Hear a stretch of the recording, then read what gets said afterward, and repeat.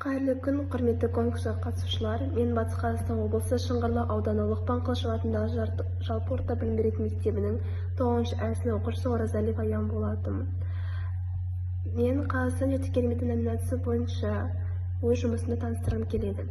Қазақстанның жеті кереметінің бірі Торатпас тауы. Тарихқа көз жүгіртетін болсақ, бағзы замандарда бұдан 2000 жылдай бұрын Арал мен Каспий теңізі тұтас бір су болып, бүгінгі Шыңғырлау өңірінің көп бөлігі су астында жатқан. Бұған дәлел болатын осы өңірдегі Торатпас, Жыланды, Хан Шатыры, Алақан таулар бүгінгі Шыңғырлау елді мекені маңындағы таулар тізбегі. Бұл таулар теңіз түбінде болатын шөгінді бос жыныстарынан түзілуі. Кейін екіге бөлінген теңіз су тартыла келе, орнында біз әртүрлі атап жүрген осы таулар қалған. Осы өлке туралы алғашқы мәлімет грек ғалымдары Геродоттың, Птоломейдің еңбектерінде де беріледі. 1999 жылы Әбіш Кекілбаев Әбілқайыр туралы ғылыми жұмысына байланысты деректер жинауға Шыңғырлау ауданына келеді. Келген себебі ол өз көзімен Торатпас тауларын көріп, ел аузындағы аңыз әңгімелерге тоқталу. Аты аңызға айналған тау Торатпас тауы. Торатпас тауы Бор жырнағы Орал маңы үстірті сілемдерінің оңтүстік батыс жүйесіне жатады. Ол теңіз деңгейінен 212 метр биіктікте жатыр. Жалпы ауданы 1,6 гектарға жетеді. Тау етегінде тұщы сулы бұлақ көздері бар. Әсіресе емдік қасиеті мол өсімдіктер көп кездеседі. 1960 жылы тау статусы берілді. Оның күн шығысында Жыланды тауы жатса, оңтүстік жағында Қылыштау созылып жатыр. Торатпас тауы туралы бірнеше аңыз әңгімелер бар.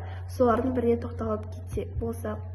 Тараған аңыз әңгімеге сенсек, ешбір атты алдына салып көрмеген торы ат тіршілік етіпті. Оның басқаларынан ерекшелігі жай уақытта көзге көріне бермейтін қос қанатының болғандығы. Оның иесі тұлпарын ат бәйгесіне қосуға әкеп, басқалардан бөлек үй тігіп, торысына бөлек ақ суын әзірлеген. Бәйгеден соң жүйрігін сонда жаптырып, сыртына арнайы күзет қойдырған. Бұл жұмбақтың сырын білгісі келген бір әйел үйдің сыртын сығалап, әлгі аттың бір қанатын суға, бір қанатын сүтке малып, өзі шөп жусап тұрғанын байқайды. Оған қатты таң қалған әйелдің даусынан шошып кеткен тұлпар сол жерде мерт болады. Талай бәйгеде алдына қара салдырмаған киелі сәйгүлік көмген жерде тау белгі пайда болып, Торатпас атауын алған. Көне көз қарттардың сөзіне сенсек, баяғыда сол таудың басында ат құлағында екі төбе болған Торатпас тауы жосап жатқан атқа өте ұқсас болған. Жергілікті ақын Салатхиновтың Торатпас тақырыбында жазған өлеңде басып шығып па едің Торатпастың, көрдің бе ондағы сен Торатпасын. Сабыр ет, көре алмайсың оны қазір, келімсектер ұрлап жатыр құлатқасын. Кеңес өкіметі жылдары Торатпас тауы жойылып кете жаздапты. Өткені мал шаруашылығына қажетті құрылыс нысандарын салу үшін Торатпас тауын жарып, тау тасын пайдалану туралы шешім шыққан. Бірақ ауыл ақсақалдары Мәскеуге дейін арыз жазып, Торатпас тауының қайталанбас, табиғи нысан екендігін дәлелдеп, ақыры сорақы шешімді тоқтатқан екен. Бірақ таудың әу бастағы ат бейнесі бұзылып кеткен дейді.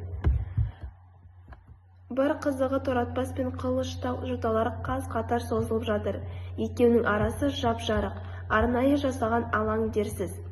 Кездесем келбетіңнен көз алмадым, жоғау деп сенен биік шамаладым. Көрсем де талай биік тауды қазір, оларды сенен биіктей алмадым. Қарайсын кезде көріп Торатпасын, табиғат сендей сұлу жаратқасың. Елімнің тәуелсіздігін туын көтер, басына сендей биік бақ орнасын. Бұл таулар бабалар мұра еткен киелі бойтұмар болып саналады. Бұл биіктер туралы тарихи деректер ел аузында талай аңыз әңгімелерге арқау болған. Жергілікті ақын жазушылардың өлеңі мен өнеріне, шығарма туындыларына өзек болған бұл таулар Шыңғырлау елінің мақтанышына айналды. Осындай аттар аңызға айналған таулар біздің елді мекенімізде кіші отанымыздың жеті кереметі деп атауға әбден лайықты. Қарға бойлы Қазтуған